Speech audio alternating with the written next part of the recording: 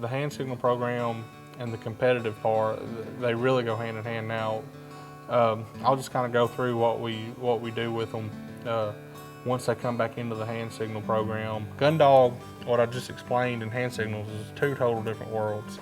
Gun dog, what we're doing is we're exposing their strengths and their weaknesses, and we're training to make their weaknesses better, and then we're actually using their strengths, to get through some of the weak parts, and hopefully that strength is going to be a strong retrieving desire.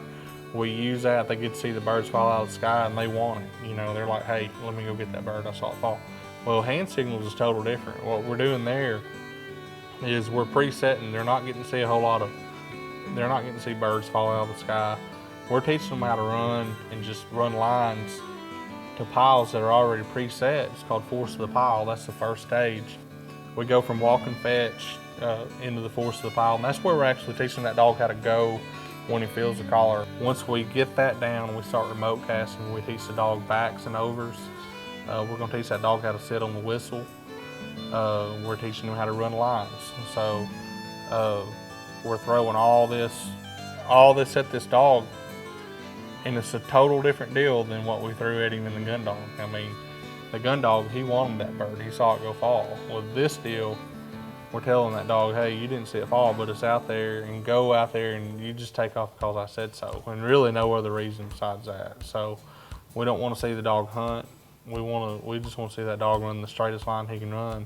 We have to develop a relationship in the hand signal program because we got to have that dog's trust. Not only, we're not just making that dog go out there, but I want the dog to think that, hey, he's lining me up on something, and I'm gonna trust him enough and believe him that there is something out here, and when he sends me a dead bird back, I'm gonna go. That's what we're trying to get across. That's what we're trying to teach these dogs in the hand signal program. That hey, it's my bird. This one's my bird right here. You listen to me, and I'll tell you where it's at. And normally, it's another 4-month deal to actually finish the dog out. Once again, we're throwing a lot at the dog. We start with the base remote cast, which is your backs and your overs. Then we're going to de-cheat off the bank. We're going to teach them how to cut corners and how to not cheat and how to just go right into the water, turn around, come right back the way they came. We've got to start an intro on season, just bank-to-bank water blinds, channel blinds. You got to teach it on land too. And there's just multiple drills that we run to teach angles. And by the time it's all said and done, it takes 4 months to get a dog to the finish level where he can actually run a big blind, a 200 to 300 yard blind, angling across pond banks, points, land, hills, rolling hills off side of a pasture. It's something that's progressive. You got to stick with it.